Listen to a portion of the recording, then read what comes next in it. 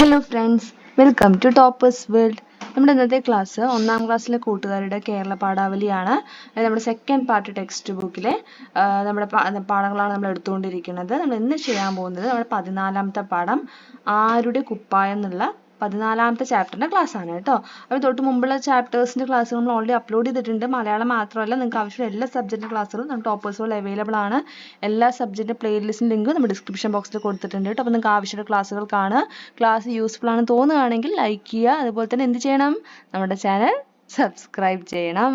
Okay, അതുപോലെ നിങ്ങളുടെ കൂട്ടുകാർക്കൊന്ന് share ചെയ്ത് കൊടുക്കുക കേട്ടോ. അപ്പോൾ നമുക്ക് ക്ലാസ് സ്റ്റാർട്ട് ചെയ്യാം. നമ്മുടെ 14ാമത്തെ ചാപ്റ്റർ ആരുടെ കുപ്പായം. എന്തിനെ കുറിച്ചാണ് ഈ ചാപ്റ്ററിൽ നമ്മൾ പഠിക്കാൻ പോകുന്നത്? അതെ, വിവിധ തരത്തിലുള്ള വസ്ത്രങ്ങളെ കുറിച്ചാണ് അല്ലേ. അപ്പോൾ നമുക്ക് ആദ്യം നമ്മുടെ ചാപ്റ്റർ റീഡ് ചെയ്യാം. 13ാമത്തെ പാഠം ആരുടെ കുപ്പായം. തെക്കൻ കാറ്റിൽ പാറി വരുന്നു ദിക്കറിയാതൊരു കുപ്പായം, വെളുവെളുത്തൊരു കുപ്പായം, പതുപതുത്തൊരു കുപ്പായം. ചെറിയൊരു ധരിക്കുമ്പോൾ ചെറുതാകും കുപ്പായം, വലിയൊരു ധരിക്കുമ്പോൾ വലുതാകും കുപ്പായം. ചെളി പറ്റാത്തൊരു കുപ്പായം, പൊടി പറ്റാത്തൊരു കുപ്പായം. ആരു തുന്നിയ കുപ്പായം? ആരുടെയാണീ കുപ്പായം? തണുതണുക്കും കാലത്ത് കമ്പിളിയാകും കുപ്പായം, ചൂടുന്നൊരു കാലത്ത് നേരിയതാകും കുപ്പായം. മഴ പെയ്യണ കാലത്ത് കുട പിടിക്കും കുപ്പായം. ആരു തുന്നിയ കുപ്പായം? ആരുടെയാണീ കുപ്പായം? കുട്ടികൾ ഒന്നായി കൂടുന്നു, കുട്ടികൾ ഒന്നായി പാടുന്നു, ഞങ്ങളുടെയാണീ കുപ്പായം, ഞങ്ങളുടെയാണീ കുപ്പായം. ഞങ്ങളുടെയാണീ കുപ്പായം, ഞങ്ങളെല്ലാവർക്കും കുപ്പായം. അപ്പൊ എന്തിനെ കുറിച്ചാണ് പറയണത്? ഒരു കുപ്പായത്തെ കുറിച്ചുള്ള ചെറിയൊരു പാട്ട് നമ്മളിപ്പോ വായിച്ചത് അല്ലേ. കുപ്പായം പറഞ്ഞ എന്താ? ഡ്രസ്സ് അല്ലേ. അപ്പൊ എന്താ പറയണത്? തെക്കൻ കാറ്റിൽ പാറി വരുന്നൊരു ദിക്കറിയാത്തൊരു കുപ്പായം. അതായത് തെക്ക് ഭാഗത്തെ കാറ്റില് പാറി വരികയാണ്. ദിക്കൊന്നും അറിയുന്നില്ല. ദിക്ക് എന്ന് പറയുന്ന ഡയറക്ഷൻ, ദിശകളൊന്നും അറിയുന്നില്ല. അത് പറന്ന് വരികയാണ് കുപ്പായം കേട്ടോ. എങ്ങനെയുള്ള കുപ്പായമാ? നല്ല വെളുത്ത് ഒരു കുപ്പായം, നല്ല വെള്ള നിറത്തിലുള്ള കുപ്പായമാണ്. പതുപതുത്തൊരു കുപ്പായം എന്ന് വെച്ചാൽ നല്ല സോഫ്റ്റ് ആണ് കേട്ടോ. ചെറിയൊരു ധരിക്കുമ്പോൾ ചെറുതാകും കുപ്പായം, വലിയൊരു ധരിക്കുമ്പോൾ വലുതാകും കുപ്പായം. എന്ന് വെച്ചാൽ എന്താ? ചെറിയ ആൾക്കാർ ധരിക്കുമ്പോൾ അവരുടെ സൈസിനാവുന്നു, വലിയവർ ധരിക്കുമ്പോൾ അവരുടെ സൈസിനാവുന്ന കുപ്പായം അല്ലേ. ചെളി പറ്റാത്തൊരു കുപ്പായമാണ്, പൊടി പറ്റാത്ത കുപ്പായമാണ്. ആര് തുന്നിയ കുപ്പായമാണ്? അറിയില്ല. ആരുടെയാ കുപ്പായം? അതും അറിയില്ല അല്ലേ. അപ്പൊ പിന്നെ എന്താ പറയണത്? തണുക്കുന്ന കാലത്ത് എങ്ങനെയാവും? അതെ, കമ്പിളി പോലെ അല്ലെ. നമ്മുടെ തണുപ്പ് അകറ്റുന്ന കമ്പിളി പോലെയുള്ള കുപ്പായാവും. ചുടുന്നൊരു കാലത്തോ അതെ ചുടാന്ന് നല്ല ചൂടുള്ള സമയത്ത് നേരിയത് പോലെയാവുന്ന കുപ്പായമാണ്. മഴ പെയ്യണ കാലത്ത് കുട പിടിക്കുന്ന കുപ്പായം അല്ലെ. ആര് തുന്നിയ കുപ്പായമാണെന്ന് അറിയോ? ഇല്ല. ആരുടെയാണ് ഈ കുപ്പായം? അറിയില്ല. അപ്പൊ കുട്ടികളൊന്നായിട്ട് കൂടുന്നു, കുട്ടികളൊന്നായി പാടുന്നു. എന്താ പറയണവര്? ഞങ്ങളുടെയാണ് ഈ കുപ്പായം, ഞങ്ങളുടെയാണ് ഈ കുപ്പായം പറയണ്ടേ. ഞങ്ങളുടെയാണ് ഈ ഡ്രസ്സ് പറയാണ്. ഞങ്ങളുടെയാണ് ഈ കുപ്പായം, ഞങ്ങളെല്ലാവർക്കും കുപ്പായം. ഏതെല്ലാം വസ്ത്രങ്ങൾ കണ്ടിട്ടുണ്ട് പറഞ്ഞു നോക്കൂ. അപ്പൊ നമ്മൾ പലതരത്തിലുള്ള വസ്ത്രങ്ങൾ, കുപ്പായം പറഞ്ഞാൽ വസ്ത്രം അല്ലെ. അപ്പൊ ഈ പലതരത്തിലുള്ള വസ്ത്രങ്ങൾ നമ്മൾ കണ്ടിട്ടുണ്ടാവും. ഏതെല്ലാം വസ്ത്രങ്ങൾ കണ്ടിട്ടുണ്ട് അതാണ് ഇവിടെ പറഞ്ഞു നോക്കാൻ പറയുന്നത്. അപ്പൊ നിങ്ങൾക്ക് അറിയുന്ന വസ്ത്രങ്ങളെ പേരെഴുതുക കേട്ടോ. സാരി, ഉടുപ്പ്, ബനിയൻ, മുണ്ട്, ഷർട്ട്, പാവാട, ജീൻസ്, അങ്ങനെ നിങ്ങൾക്ക് അറിയുന്ന വസ്ത്രങ്ങളുടെ പേരിവിടെ എഴുതി ചേർക്കുക. അടുത്തത് ഒത്തിരി ഇഷ്ടം. സ്കൂൾ വിട്ടു വന്ന ഋതിക വേഗം നടന്നു. ഇവിടെ നോക്കൂ, അക്ഷരം എന്താ പേര്? ഋതിക കേട്ടോ. ഒരു കുട്ടീന്റെ പേരാണ്, ഒരു പെൺകുട്ടിന്റെ പേരാണ് ഋതിക. ഇതാണ് അക്ഷരം കേട്ടോ, ഋതിക. സ്കൂൾ വിട്ടു വന്ന ഋതിക വേഗം നടന്നു.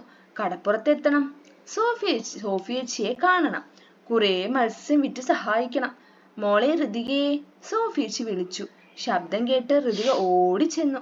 കുറെ മത്സ്യം വാങ്ങി അടുത്തുള്ള ഹോട്ടലിൽ കൊടുത്തു. കിട്ടിയ പണം സോഫിയച്ചിക്ക് കൊടുത്തു. സന്ധ്യയാകും മുമ്പ് രണ്ടുപേരും മടങ്ങി.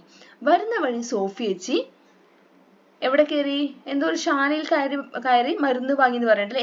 എവിടെ പോയാൽ നമുക്ക് മരുന്ന് വാങ്ങാൻ പറ്റും? ഉത്തരം കൊടുത്തിട്ടുണ്ട്, ഓപ്ഷൻ കൊടുത്തിട്ടുണ്ട്. പാഠശാലയിൽ നിന്നാണോ, സിനിമാശാലയിൽ നിന്നാണോ, നാടകശാലയിൽ നിന്നാണോ, ഔഷധശാലയിൽ നിന്നാണോ നമുക്ക് മരുന്ന് വാങ്ങാൻ പറ്റുക? എവിടെന്നാ മരുന്ന് വാങ്ങാൻ പറ്റുക? എവിടെന്നാണ് നമുക്ക് മെഡിസിൻ, അതായത് മരുന്ന് വാങ്ങാൻ സാധിക്കുക? അതെ, എവിടെന്നാ? ഔഷധശാലയിൽ നിന്ന് അല്ലേ. എന്ന് വെച്ചാൽ മെഡിക്കൽ ഷോപ്പ്. അതിന്റെ മലയാളത്തിൽ നമ്മൾ ഔഷധശാല എന്ന് പറയും. എവിടെന്നാ മരുന്ന് വാങ്ങാൻ പറ്റുക? ഔഷധശാലയിൽ. അപ്പൊ എന്ത് എഴുതണം ഇവിടെ?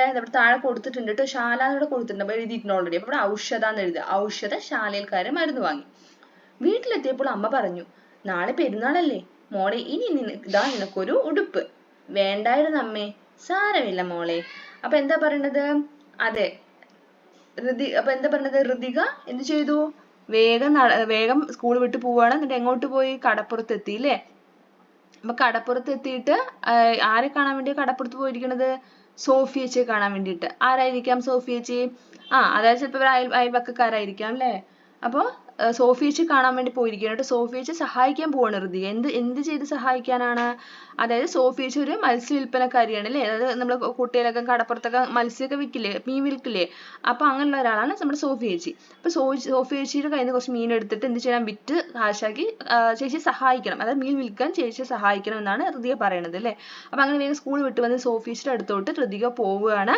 അങ്ങനെ ഓടി ചെന്ന് കുറെ മീനൊക്കെ വാങ്ങി അടുത്തുള്ള ഹോട്ടലിൽ കൊണ്ട് കൊടുത്തിട്ട് അത് വിറ്റ് കാശാക്കി സോഫി ചേച്ചിക്ക് കൊണ്ട് കൊടുത്തു. അങ്ങനെ സഹായിച്ചു. അങ്ങനെ സന്ധ്യ ആകും മുന്നേ രണ്ടുപേരും എന്ത് ചെയ്തു? കടപ്പുറത്തുനിന്ന് രണ്ടുപേരും വീട്ടിലോട്ട് മടങ്ങി. വഴി വെച്ച് സോഫി ചേച്ചിക്ക് എന്ത് വാങ്ങണം? മരുന്ന് വാങ്ങണമായിരുന്നു. മരുന്ന് വാങ്ങാൻ വേണ്ടി അവർ എവിടെ പോയി? ഔഷധശാലയിൽ കയറി അല്ലേ? എവിടെ പോയി? ഔഷധശാലയിൽ പോയി മരുന്ന് വാങ്ങി. അങ്ങനെ വീട്ടിലെത്തിയപ്പോഴാണ് എന്ത് കാണുന്നത്? നമ്മുടെ ഋതിക കുട്ടിക്ക് അമ്മ എന്ത് വാങ്ങി കൊടുത്തത്? അതെ, നാളെ പെരുന്നാളാണ്. അപ്പൊ പെരുന്നാളിന് ഇടാനായിട്ടുള്ള പുതുപുത്തൻ ഒരു ഉടുപ്പ് വാങ്ങി കൊടുത്തത്. അപ്പൊ നമ്മുടെ ഋതിക കുട്ടി എന്താ പറയേണ്ടത്? എന്തിനായിരുന്നു അമ്മയെ കാശില്ലാത്തല്ലേ, എന്തിനാ അപ്പൊ വാങ്ങി ചോദിക്കുകയാണ് അല്ലേ? അപ്പൊ അമ്മ എന്താ പറയുന്നത്? സാരമില്ല, പെരുന്നാളല്ലേ, അതുകൊണ്ടാണ് നിനക്ക് പുതിയ ഉടുപ്പ് വാങ്ങിയെന്ന് പറഞ്ഞു. ഋതിക കുട്ടിക്ക് പുതിയ ഉടുപ്പൊക്കെ കൊടുത്തു. അടുത്തത് വീണ്ടും ഒരു ഡാഷ് ഉണ്ട് അല്ലേ? ആ ഉടുപ്പുമായി പുറത്തേക്ക് ഇറങ്ങി. ആരാണ് ആ ഉടുപ്പുമായി പുറത്തേക്ക് ഇറങ്ങിയത്? അതെ, ആരാ ഇറങ്ങിയത്? ഋതിക അല്ലെ? അപ്പൊ അല്ലെങ്കിൽ അവൾന്ന് എഴുതിയാലും ശരിയാണ് കേട്ടോ. അപ്പൊ നമ്മുടെ ഋതിക കുട്ടിയാണ് പുറത്തിറങ്ങി. അപ്പൊ ഋതിക ആ ഉടുപ്പുമായി പുറത്തേക്ക് ഇറങ്ങി. എന്താ ഇത്ര ധൃതി? ഉടുപ്പ് ചോദിച്ചു. നിന്നെ ഒരിടത്ത് എത്തിക്കാനാ. അതെന്താ? എന്നെ ഇഷ്ടമായില്ലേ? ഒത്തിരി. അതായത് ഋതികയോട് ഉടുപ്പ് സംസാരിക്കുകയാണ് കേട്ടോ. എന്തിനാ അത്ര ധൃതി? ധൃതി എന്ന് വെച്ചാൽ വേഗത്തിൽ പോവാണ്. അപ്പൊ എന്തിനാ അത്ര ധൃതി എന്ന് ചോദിക്കുകയാണ്. അപ്പൊ എന്താ പറയണത്? അതെ, നിന്നെ ഒരിടത്ത് എത്തിക്കാനാണെന്ന് പറയാണ്. അപ്പൊ നമ്മുടെ ഉടുപ്പ് ഋതിക കുട്ടിയോട് ചോദിച്ചു. എന്താ ചോദിക്കണത്? എന്താ എന്നെ നിനക്ക് ഇഷ്ടാവാത്തത് കൊണ്ടാണോ ചോദിക്കുകയാണ്. അപ്പൊ എന്ത് പറഞ്ഞു? അല്ല അല്ലെ, ഇഷ്ടായില്ലേ ഋതികയ്ക്ക് ഉടുപ്പിനെ? അപ്പൊ എന്ത് പറയും? ഒത്തിരി ഇഷ്ടം അല്ലേ? അപ്പൊ എന്താ ഇവിടെ ഇഷ്ടം എന്ന് മാത്രം എഴുതിയാൽ ഉത്തരം ശരിയാണ് കേട്ടോ. അല്ലെങ്കിൽ ഒത്തിരി ഇഷ്ടം അല്ലെ? അങ്ങനെ എഴുതിയാലും ശരിയാണ്. ഒത്തിരി ഇഷ്ടമായി എന്ന് പറഞ്ഞാലും ശരിയാണ് കേട്ടോ. ഒത്തിരി ഇഷ്ടമായി, അതുകൊണ്ടാ. വീണ്ടും ഇവിടെ എന്ത് എഴുതണം? ഋതിക എന്ന് എഴുതണം. അല്ലെങ്കിൽ എന്തെഴുതാം? അവൾ എന്ന് എഴുതിയാലും ശരിയാണ്. ഋതിക സോഫി ചേച്ചിയുടെ വീട്ടിലെത്തി. എന്തൊരു വൃത്തി, അവൾ മനസ്സിൽ പറഞ്ഞു. എന്താ വൃത്തി? വീട് അല്ലേ? വീട് പരിസരം നല്ല വൃത്തിയായിട്ടാണ് സോഫി ചേച്ചി സൂക്ഷിച്ചിരിക്കുന്നത്. തിണ്ണയിലെ ഉടുപ്പ് മടക്കി വെച്ചു. സോഫി ചേച്ചി ഇതേ ജിയക്കൊരു സ്നേഹ സമ്മാനം ഇവിടെ വെച്ചിട്ടുണ്ട്. ജി ആരാ? സോഫി ചേച്ചിയുടെ മകള്. ഓക്കെ, അപ്പൊ സോഫി ചേച്ചിയുടെ മകൾക്ക് ജിയക്ക് നമ്മൾ എന്ത് ചെയ്യാണ്? അതെ, സോഫി ചേച്ചിയുടെ മകളാണ് ജിയ. ജിയക്ക് ഋതിക അവൾക്ക് കിട്ടിയ ഉടുപ്പ് സമ്മാനിച്ചു അല്ലെ? എന്നിട്ട് അവൾ ഉടുപ്പിനോട് എന്ത് ചെയ്തു? കൈവീശി. ഉടുപ്പും കൈവീശി. ഒപ്പം സോഫി ചേച്ചിയും ചിരിച്ചുകൊണ്ട് കൈവീശി. അങ്ങനെ നമ്മുടെ ജിയയ്ക്ക് ഋതിക എന്ത് ചെയ്തു? അവൾക്ക് കിട്ടിയ ഉടുപ്പ് സമ്മാനിച്ചു. ഇനി എന്താ ചോദ്യം? എന്താ ഈ കഥയിൽ ഇഷ്ടപ്പെട്ട ഭാഗം ഏതാണ്? ആ വരികൾക്കെല്ലാം അടിവരയിടൂ. നിങ്ങൾ കഥ വായിച്ചില്ലേ? ഇതിൽ നിങ്ങൾക്ക് ഏറ്റവും ഇഷ്ടപ്പെട്ട ഭാഗം ഏതാണോ ആ വരികൾക്ക് എന്ത് ചെയ്യുക? അടിവരയിടുകയാണ് ചെയ്യേണ്ടത് കേട്ടോ. അപ്പൊ വായിച്ചു നമ്മൾ നിങ്ങൾക്ക് ഇഷ്ടപ്പെട്ട ഭാഗങ്ങൾ മാർക്ക് ചെയ്യുക. അടുത്തത്, സോഫി ചേച്ചിയുടെ വീടിന് നല്ല വൃത്തി. വീടിനും വീട്ടുകാർക്കും എന്ത് വേണ്ടേ? വൃത്തി വേണ്ടേ? എന്തെല്ലാമാണ് വൃത്തിയുടെ വീടാകാൻ വേണ്ടത്? കൂട്ടുകാരുമായി ആലോചിച്ച് എഴുതൂ. അതായത് വീടിനെ വൃത്തിയാക്കാൻ എന്തൊക്കെ ചെയ്യണം? വീട്ടുകാർക്ക് വൃത്തി വേണമെങ്കിൽ ഇത് വൃത്തി എന്നാണ് കേട്ടോ. അവിടെ ഇറിച്ചിന്നുണ്ട്. വീട്ടുകാർക്ക് വൃത്തിക്ക് എന്തൊക്കെ ചെയ്യണം അതാണ് ചെയ്യേണ്ടത്. അപ്പൊ വീടിന് വൃത്തിയായി എന്തൊക്കെ വേണം? പൊടി തട്ടണം, മാറാല കളയണം, നിലം തൂക്കണം, വൃത്തിയായി തുടയ്ക്കണം അല്ലെ? വീട്ടുകാർക്കോ വൃത്തിക്കോ ദിവസം കുളിക്കണം, 2 നേരം പല്ല് തേക്കണം, വൃത്തിയുള്ള വസ്ത്രം ധരിക്കണം, നഖം വെട്ടണം. അതൊക്കെയാണ് വീട്ടുകാർക്ക് വൃത്തിക്ക് ചെയ്യേണ്ടത്. അതായത് നമുക്ക് എന്തൊക്കെ ശരീരം വൃത്തിയാവാൻ വേണ്ടി നമുക്ക് എന്തൊക്കെ ചെയ്യാൻ സാധിക്കും അതൊക്കെ എഴുതുക. ഓക്കെ, അടുത്തത് വസ്ത്രം വരച്ച് നിറം നൽകും. നിങ്ങൾക്ക് ഇഷ്ടപ്പെട്ട ഒരു ഡ്രസ്സ് ഇവിടെ വരച്ചിട്ട് എന്ത് ചെയ്യുക? അതിന് നിറം കൊടുക്കുക കേട്ടോ. അടുത്തത് യൂണിഫോം ധരിക്കുന്നവർ ആരെല്ലാം?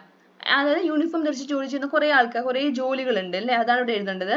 പോലീസുകാർ എഴുതിയിട്ടുണ്ട്. പിന്നെയോ ഡോക്ടർമാർ, നഴ്സുമാർ, ഫയർഫോഴ്സുകാർ, ഓട്ടോ ഡ്രൈവറുകാർ, വ്യോമസേന അംഗങ്ങൾ, ഹരിതകർമ്മസേന അംഗങ്ങൾ, പോസ്റ്റ്മാൻ, പട്ടാളക്കാർ, ഇവരൊക്കെ എന്താ? യൂണിഫോം ധരിച്ച് ജോലി ചെയ്യുന്നവരാണ് അല്ലെ?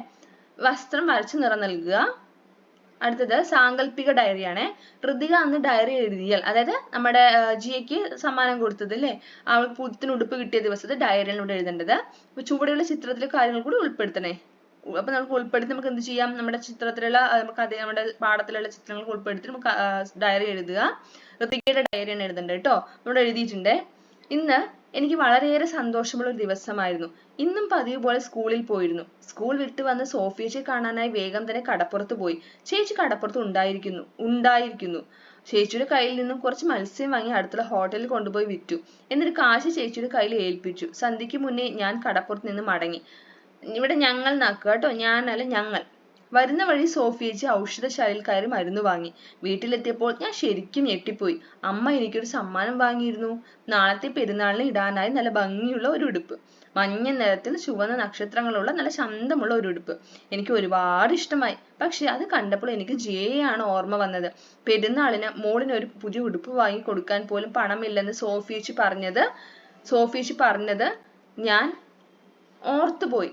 പിന്നെ ഒന്നും ചിന്തിച്ചില്ല. ഞാൻ വേഗം സോഫിയേച്ചിയുടെ വീട്ടിൽ പോയി. സോഫിയേച്ചിയുടെ വീട് എന്തൊരു വൃത്തിയാണെന്നോ. ഞാൻ ആ ഉടുപ്പ് തിണ്ണയിൽ മടക്കി വെച്ചു. ജയയ്ക്കുള്ള എന്റെ സ്നേഹ സമ്മാനമാണെന്ന് സോഫിയേച്ചിയോട് പറഞ്ഞിട്ട് ഞാൻ അവിടെ നിന്ന് മടങ്ങി.